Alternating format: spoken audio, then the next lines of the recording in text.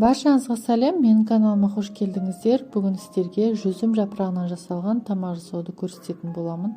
Ол үшін бізге қажетті заттар: 1 стакан күріш, 2-3 тұтам петрушка, 1 үлкен пияз, 2 үлкен қасық томат пастасы, 1 шай қасық тұз, жарты шай стаканы зәйтүн майы және анар қышқылы, яғни гранатовый соус десек те болады. Жарты шай қасығы паприка, жарты шай қасығы қара бұрыш, 1 үлкен қасық мятаның құрғатылғаны және жарты шай қасық зире. Жарты келі жүзім жапырағы консервіленген. Түркияда магазиндерде осындай консервіленген жүзім жапырақтары дайын сатылады. Бірақ бұл тамақты консервіленген жүзім жапырағымен жасау міндетті емес. Қазір жасау барысында бәрін түсіндіре кетемін. Бақшадан жаңа жиналған жүзім жапырағымен де жасаса болады. Бұл тамақты жасаудың бірнеше әдісі бар. Мен сіздерге өзімнің жасайтын әдісімді көрсететін боламын. Және де бізге қабырға қажет, бірақ міндетті емес. Мен осы тамақтың үстіне қабырға қойғанын ұнатамын, себебі дәмдеуіштердің және консервіленген жүзім жапырағының дәмі сіңіп, ерекше болып піседі. Келесі ішіне қоятын заттарымызды араластырып бастаймыз. Алдын ала бірнеше қайтара жуылған 1 стакан күрішіміздің ішіне бүкіл ингредиенттерді қосып бастаймыз. Бұл ингредиенттердің бәрін қосу міндетті емес, бірақ ең маңыздыларын айта кетейін сіздерге. Тұз, қара бұрыш, қызыл бұрыш, томат пастасы, пияз, петрушка, зәйтүн майы және құрғатылған мятаны міндетті түрде қосамыз. Осылар өте ерекше дәм береді. Және де ішіне фарш қоссаңыз болады. Мен фарш қосқан жоқпын, себебі үстіне қабырға қоятын болғандықтан фарш қосқан жоқпын.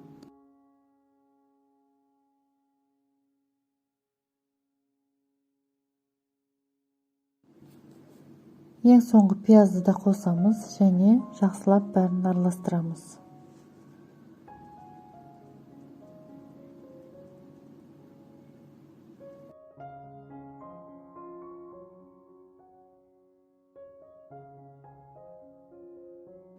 Бұл тағамды мен 2-3 кісілік жасап жатырмын.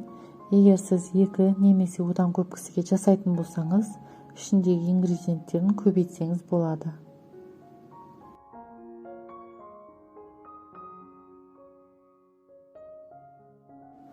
Келесі, алдын ала жуылған жапырақтарымыз саптарын кесеміз. Бірақ та лақтырмаймыз, себебі бізге керек болады. Егер сіз консервіленген жапырақ қолданатын болсаңыз, 1 күн бұрын суға салып қойсаңыз болады, себебі өте тұзды болады. Немесе 2 сағат бұрын суға салып қойсаңыз болады, және 2-3 қайтара жуу керек. Жапырақты таңдаған кезде де үлкен емес, кішкентай емес, орташасын таңдаған жөн, және де тамырлары өте қалың болмау керек. Орамамызды орар кезде әдемі шығу үшін.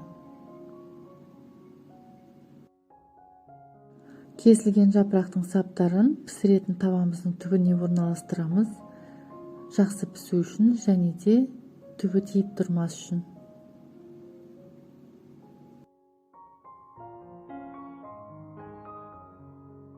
Жапырақ орамамызды жасап бастаймыз. Жапырақтың ішкі жағына күрішімізді орналастырып, 2 шетінен жауып, орай саламыз.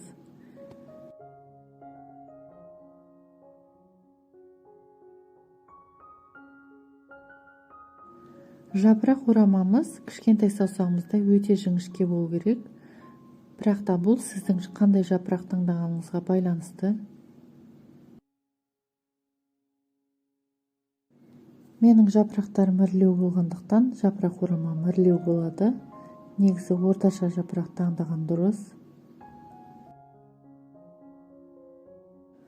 Рецепт өте күрделі болып көрінуі мүмкін, бірақ та өте қарапайым. Жасап жатсаңыз және рецепті ұнап жатса, бағалап пікірлеріңізді білдіруді ұмытпаңыздар.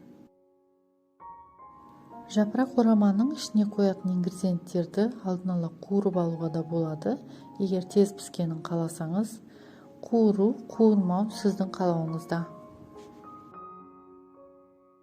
Орамамыздың үстіне бір тұтам қант себеміз. Және 2 ас қасық зәйтүн майы қойсаңыз да болады. Жапырақтары қараймас үшін және де жақсы пісу үшін. Бірақ мен қосқан жоқпын, ішіне көп қосқандықтан. Жарты лимонның сөлін құямыз.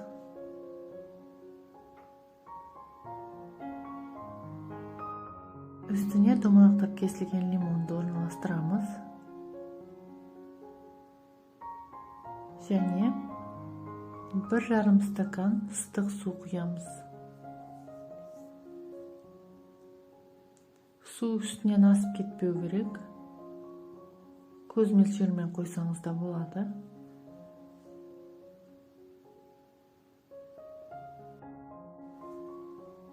Ең соңғы үстіне қабырғамызды орналастырамыз.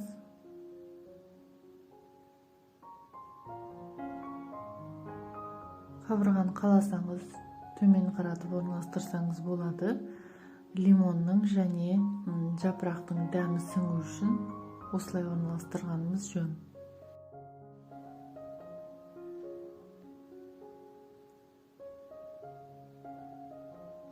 Қабырғаны орналастырғаннан кейін үстіне бір тарелкамен жабамыз.